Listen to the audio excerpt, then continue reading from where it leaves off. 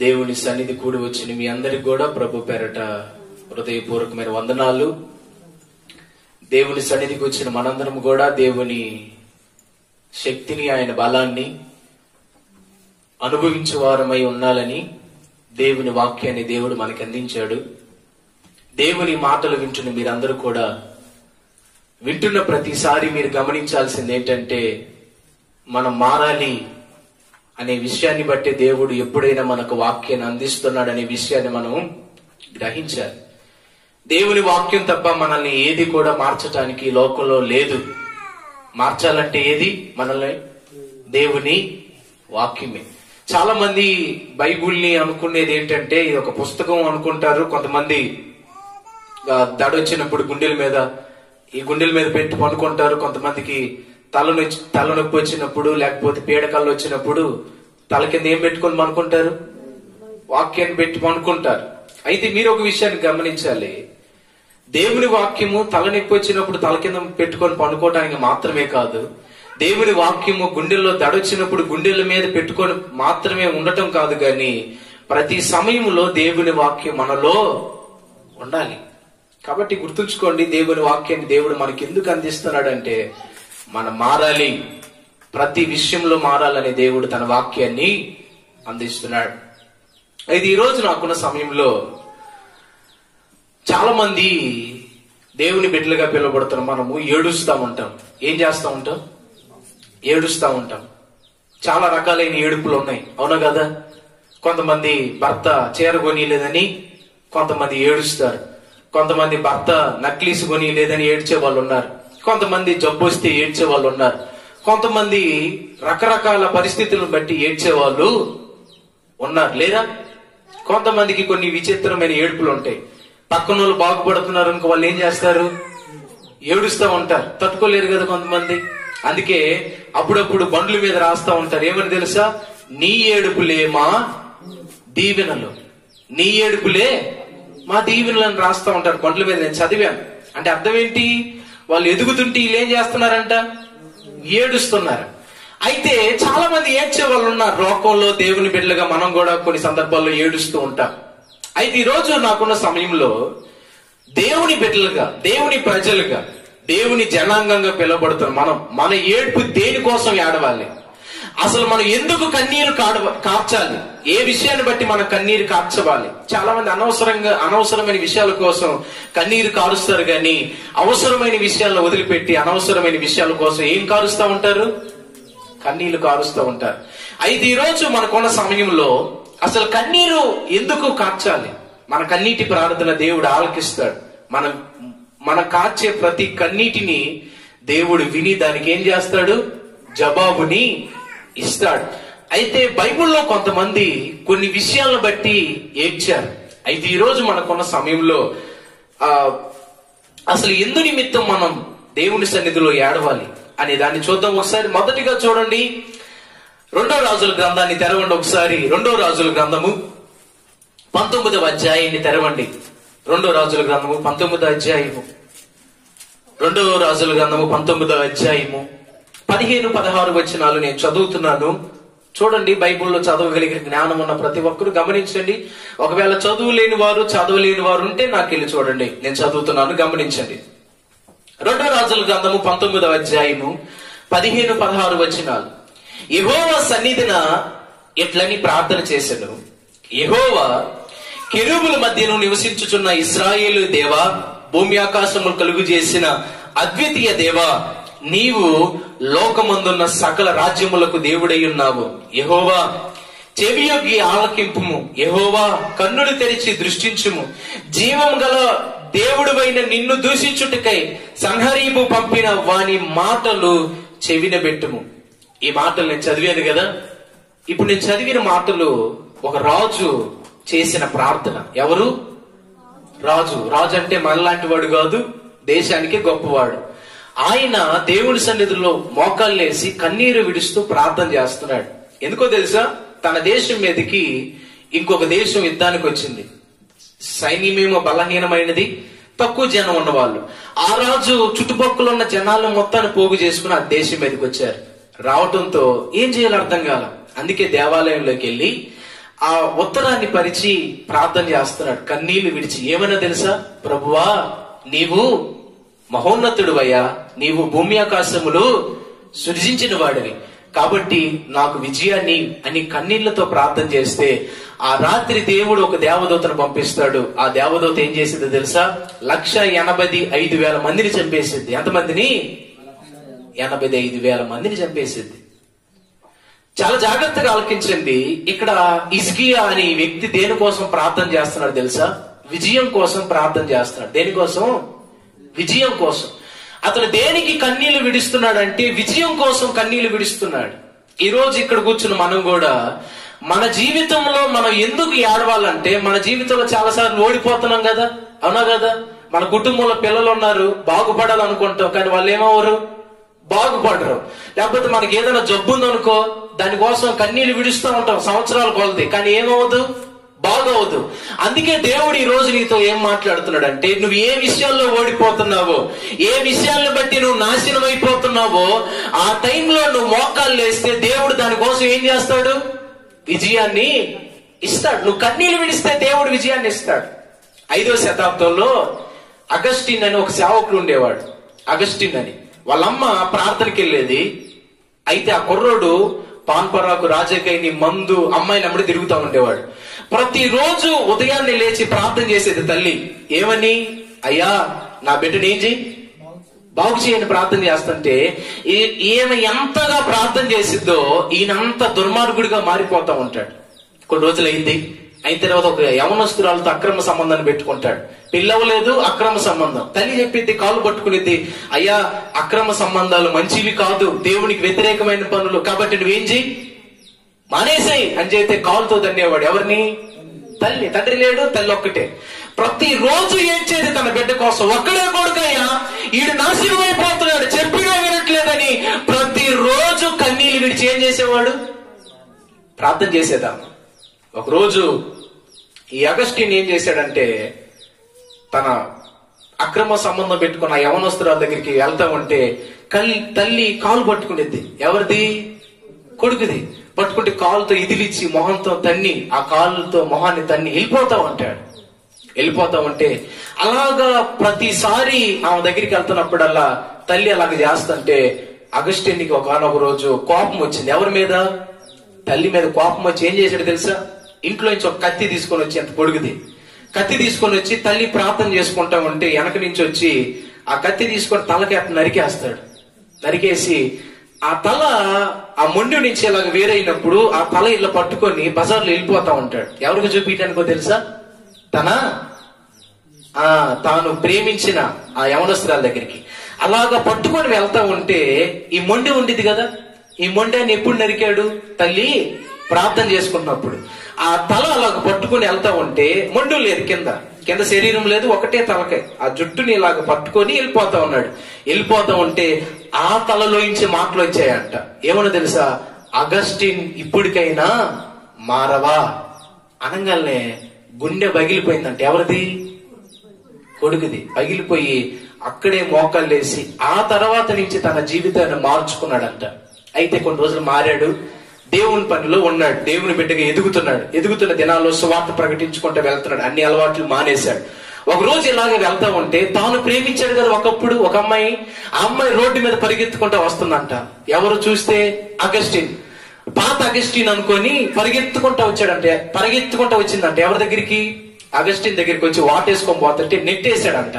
నెట్టేయగానే, ఏంటి అగస్టిన్ నీకు పిచ్చా ఎర్రా, ఒకప్పుడు నన్ను చూడంగానే కౌగిలించుకునేవాడివి, నా దగ్గర సన్నిహితంగా ఉండేవాడు, ఇప్పుడేంటి దూరంగా వెళ్ళిపోతున్నావు అంటే, నువ్వు అనుకుంటున్న పాత అగస్టిన్ ఏమైపోయాడు తెలుసా? చచ్చిపోయాడు ఇప్పుడు అని చెప్పడంతో అమ్మాయి అడిగిందంట, అసలు నువ్వు ఎలాగ మారావంటే అప్పుడు చెప్పాడంట అగస్టిన్, నా తల్లి చేసిన కన్నీటి ప్రార్థనలో నేను కొట్టుకుంటా బయటికి వచ్చాను.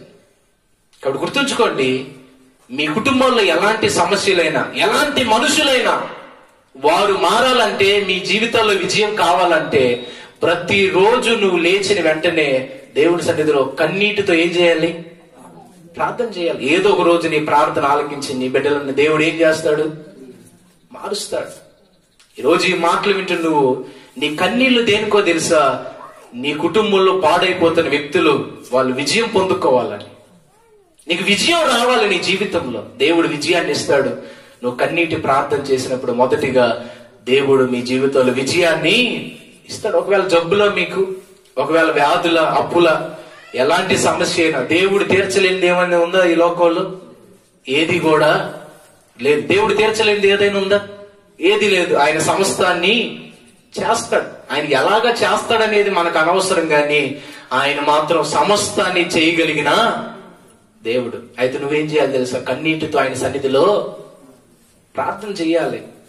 ఈరోజు ఈ మాటలు వింటుంది నువ్వు ప్రార్థన చేస్తే మీ కుటుంబంలో విజయం ఉంటుంది. నువ్వు ఎంత సంపాదించాలన్నా, లేకపోతే దేవుని వదిలేసి నువ్వు ఏది సాధించాలన్నా ఏది కూడా సాధించలేవు. ఇది మాత్రం వాస్తవం. దేవుణ్ణి వెనకబెట్టి మనం ఏదో విజయం సాధించుకోవాలంటే మన జీవితంలో అది జరిగే పని కాదు.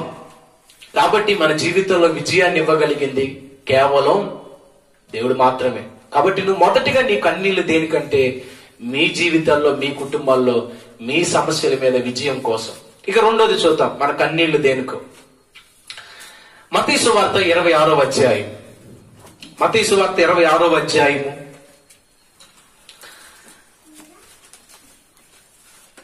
చూడండి. ఒక్కడ చాలా బాగా రాసి ఉంటారు. మత్తయి సువార్త 26వ అధ్యాయము 36, 37 వచనాలు కింద వరకు చదువుతున్నాను, గమనించండి. మత్తయి సువార్త 26వ అధ్యాయము 37 నుంచి 36 నుంచి కింద వరకు చదువుతున్నాను చూడండి. అంతటా యేసు వారితో కూడా గెత్సెమని అనబడిన చోటికి వచ్చి, నేను అక్కడికి వెళ్లి ప్రార్థన చేసి వచ్చు వరకు మీరు ఇక్కడ కూర్చుండుడని శిష్యులతో చెప్పి, పేతురును జబదయ 2 కుమారులను వెంటబెట్టుకొని పోయి దుఃఖం పడుటకును చింతాకాంతులకును మొదలు పెట్టిను. అప్పుడు యేసు మరణమగునంతగా నా ప్రాణము బహు దుఃఖములో మునిగి ఉన్నది, మీరెక్కడ నిలిచి నాతో కూడా మెలకుగా ఉండుడని వారితో చెప్పి కొంత దూరం వెళ్లి సాగిలపడి, నా తండ్రి, సాధ్యమైతే ఈ గిన్నె నా యొద్ద నుండి తొలగిపోనిమ్ము, ఆయనను నా ఇష్ట ప్రకారం కాదు నీ చిత్త ప్రకారమే కానిమ్మని ప్రార్థన చేశాను. చాలా జాగ్రత్తగా ఆలకించండి ప్రియ దేవుని బిడ్డలారా.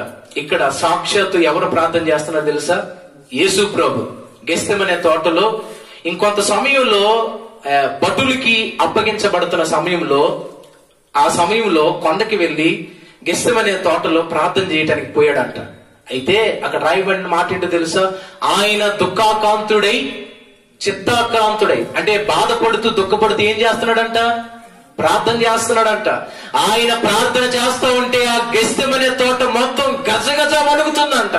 కన్నీటితో ప్రార్థన చేస్తున్నాడు, బహు కన్నీటితో ప్రార్థన చేస్తున్నాడు, ఏడుస్తున్నాడు, ఆక్రమణ చేస్తున్నాడు. తండ్రి, నీ చిత్తమైతే దీన్ని నా నుండి తొలగించనని ప్రార్థన చేసి ప్రార్థన చేసి ప్రార్థన చేసి కన్నీళ్లు మొత్తం కారిపోయి, ఆ చేసిన ప్రార్థనకి శరీరంలో ఉన్న నరాలన్నీ పగిలిపోయి కళ్ళల్లోంచి ముక్కుల్లోంచి ఆ కన్నీటిలో ఏమొచ్చాయి? రక్తం వచ్చిందని బైబిల్లో ఉంది. రక్తం వచ్చి అంతగా దేవుడు ఏం చేశాడు? ఏడ్చి ఏం చేశాడు? ప్రార్థన చేశాడు. సాక్షాత్తు దేవుడు కన్నీటితో రక్తం వచ్చినట్లు ప్రార్థన చేశాడు. ఎందుకో తెలుసా? ఆయన ముందు ఒక గిన్నె ఉన్నది.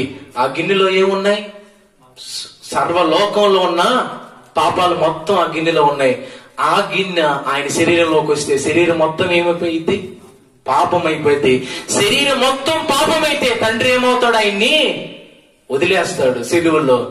ఆ బాధతో తండ్రి నుంచి ఎడబాటు చేస్తుందని ఆ పాపాన్ని బట్టి దేవుడు రక్తం కారునంతగా ఏం చేశాడు? కన్నీళ్లతో ప్రార్థన చేశాడు. ఈరోజు ఈ మాటలు వింటున్న నువ్వు ఎందుకు కన్నీళ్లు విడవాలో తెలుసా? నీ జీవితంలో నువ్వు చేస్తున్న పాపాల నుంచి బయటికి రావడానికి చెయ్యాలి ప్రార్థన. సాక్షాత్తు దేవుడే పాపం తన దగ్గరికి వస్తున్నప్పుడు కన్నీటితో, అయ్యా దీని నుంచి నా నుంచి తొలగించు ప్రభువా అని ప్రార్థన చేస్తున్నాడు. ఈరోజు ఈ మాటలు వింటున్న నీ బలహీనతలు నీకు తెలియవా? నువ్వెక్కడ జారిపోతున్నావు? నువ్వెక్కడ పతనం అయిపోతున్నావు? నువ్వు ఏ విషయాలను బట్టి దేవునికి దూరం అయిపోతున్నావు? ఏ విషయాలను బట్టి దేవుని సంఘానికి, దేవుని సేవకులకి, దేవుని సమాజానికి ఎందుకు దూరం అయిపోతున్నావు నీకు తెలియదా?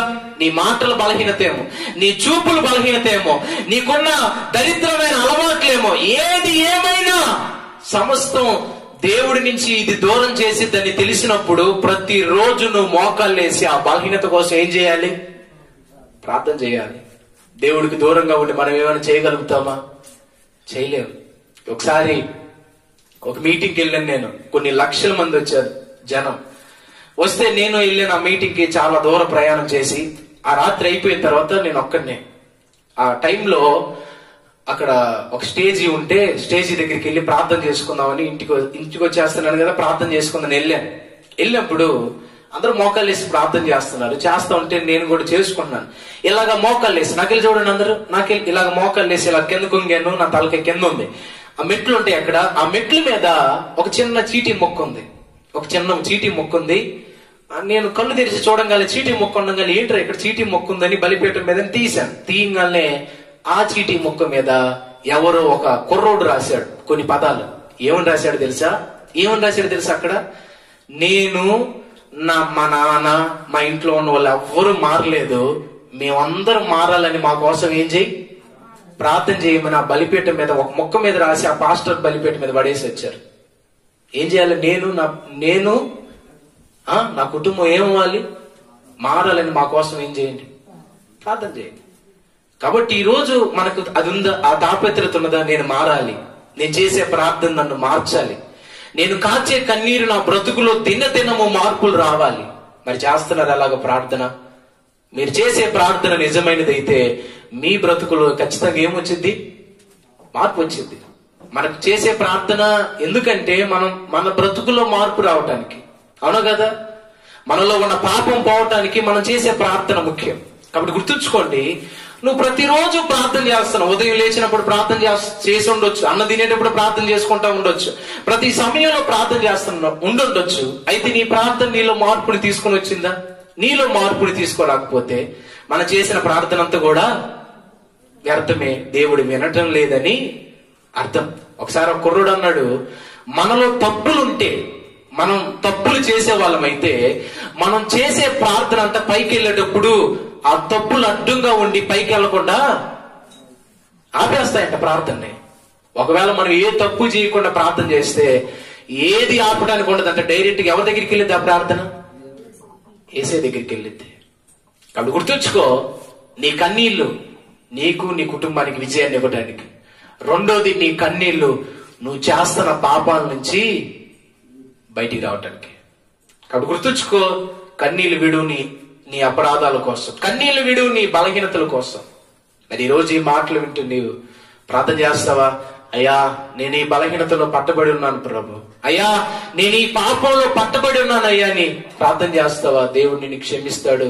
నీ బ్రతుకులో, నీ కుటుంబంలో ఉన్న వారి బ్రతుకుల్లో బలహీనతలను తొలగించి మిమ్మల్ని బలవంతులుగా మారుస్తాడు. కాబట్టి గుర్తుంచుకోండి, ఒకటి, మన ప్రార్థన దేనికోసం అంటే విజయం కోసం. రెండు, మన ప్రార్థన దేనికంటే పాపాన్ని వదిలించుకోవటం కోసం, పాపాన్ని విడిచిపెట్టడం కోసం మన కన్నీళ్ళు. ఇక మూడోది చూద్దాం. యోహాను సువార్త 3వ చెప్పి నేను ముగించేస్తాను. చూడండి ప్రతి ఒక్కరు. యోహాను సువార్త 11వ అధ్యాయము 33వ వచనాన్ని చదువుతున్నాను, గమనించండి. యోహాను సువార్త 11వ అధ్యాయము 33వ వచనాన్ని చదువుతున్నాను, చూడండి. ఆమె ఏడ్చుటయు, ఆమెతో కూడా వచ్చిన యూదులు ఏడ్చుటయు, యేసు చూచి కలవరపడి ఆత్మలో మూలుగుచు అతన్ని ఎక్కడ నుంచితిరని అడగగా, యేసు ఏం చేస్తున్నాడంట? మూలుగుచున్నాడంట. మూలగటం అంటే ఏంటి? మూలగటం అంటే ఏంటి? మూలగటం అంటే ఏంటి? మూలగటం అంటే బాగా ఏడుస్తా మూలుగుతా ఉంటారు, చూసారు? అవునా కదా? మూలుగుతుంటారు కొంతమంది, అమ్మో అయ్యో అంటా ఉంటారు, అవునా కదా? మూలుగుతూ ఉంటారు కదా కొంతమంది ఏడుస్తా. యేసు ప్రభు కూడా ఏం చేస్తున్నాడంట? మూలుగుచూ ఏడుస్తున్నాడంట. ఎందుకని? లాజరు అనే ఒక వ్యక్తి చచ్చిపోతే వాళ్ళ ఇంట్లో వాళ్ళ బంధువులు ఏడుస్తుంటే వారిని చూసి యేసు ప్రభు ఏం చేశాడు? ఏడ్చాడు. ఈరోజు ఈ మాటలు వింటున్న మనం ఎందుకు ఏడవాలంటే, మూడోదిగా ఎందుకు కన్నీటితో ప్రార్థన చేయాలంటే, మన చుట్టుపక్కల ఉన్నవారు పాడైపోతున్నప్పుడు, మన చుట్టుపక్కల వారు నశించిపోతున్నప్పుడు వారిని బట్టి మనం ఏం చేయాలి? ఏడవాలి. ఎవరైనా ఇబ్బందుల్లో ఉంటే వాళ్ళని చూసి ఏం చేయాలి? ప్రభువా, వారు నా ఇబ్బందుల్లోంచి బయటికి తీసుకొని రండి ప్రభువా. నువ్వేం చేయాలి? నీ కన్నీటితో ప్రార్థన చేయాలి. యేసు ప్రభు ఇతరుల ఇబ్బందుల్లో ఉంటే వారిని చూసి ఏం చేశాడు? ఏడ్చాడంట. ఈ రోజు ఈ మాటలు వింటూ నీవు కూడా ఎదుటి వారి కోసం ఏడవాలి కన్నీటితో. ఒకవేళ నీ కుటుంబంలోనే పాడైపోయిన వారు ఉన్నారా? నీ బంధుమిత్రుల్లోనే పాడైపోయిన వారు ఉన్నారా? వారి నిమిత్తం నువ్వేం చేయాలి? ప్రార్థన చేయాలి కన్నీటితోటి. విలియం కేరీ అని భారతదేశానికి ఒక వ్యక్తి వచ్చాడు. వచ్చినప్పుడు భారతదేశంలో నశించిపోతున్న జరులను చూసి ఆయన ఏం చేసేవాడు తెలుసా? ప్రతిరోజు ఒక గోతాల నిండా మన బూడిద ఉండేది కదా, పొయ్యిలో బూడిద ఉండేది కదా, ఆ బూడిదని తీసుకొని గోతాల్లో తన ఇంట్లో పోసుకొని మొత్తాన్ని బూడిదను ఆ బూడిద మీద నీళ్లు చల్లేవాడు. బూడిద మీద నీళ్లు చల్లితే ఏమైంది? బూడిద ఏమైంది? గట్టిగా అయింది, అవునా కదా? గట్టిగా అయింది. అలా గట్టిగా అయిన తర్వాత దాన్ని అదిమి దాని మీద భారతదేశ బొమ్మ గీసి ఆ బొమ్మ మధ్యలో మోకాళ్ళేసి ప్రతిరోజు ఏడుస్తా ప్రార్థన చేసేవాడు. ఏమని తెలుసా? ఈ భారతదేశానికి మార్పుని తీసుకురండి ప్రభు అని ప్రార్థన చేస్తే ఈ రోజు నీ చేతిలో బైబిల్ ఉందంటే కారణం ఎవరు? ఆ రోజు ఆయన చేసిన ప్రార్థన. ఈ రోజు మనం ఇంతమందిగా కూడి దేవుణ్ణి ఆరాధిస్తున్నామంటే ఆ రోజు ఆయన చేసిన ప్రార్థన. కాబట్టి ఈ రోజు నువ్వు ఈ మాటలు వింటూ నీవు నీ కుటుంబంలో ఎంతో మంది నాశనం అయిపోతున్నారు. వారు నీ బిడ్డలే కావచ్చు, వారు నీ కుటుంబ సభ్యులే కావచ్చు. వారు అలాగా నాశనం అయిపోతున్నా, వారు అలాగా దేవుడికి దూరం అయిపోతున్నా పట్టనట్టు జీవిస్తున్నావంటే కారణం ఏంటి? ఒకసారి ఆలోచించాలి. నీ భర్త పాడైపోవట్లేదా? నీ భర్త మరి దేవుని దగ్గరికి వచ్చారా? నీ పిల్లలు దేవుని దగ్గరికి వచ్చారా? నీ కుటుంబంలో ఉన్న నీ సంతానం దేవుని దగ్గరికి వచ్చింది అందరూ? రాలేదు. మరి నువ్వు వారి కోసం ఏం చేయాలి? ప్రతిరోజు ప్రార్థన చేయాలి.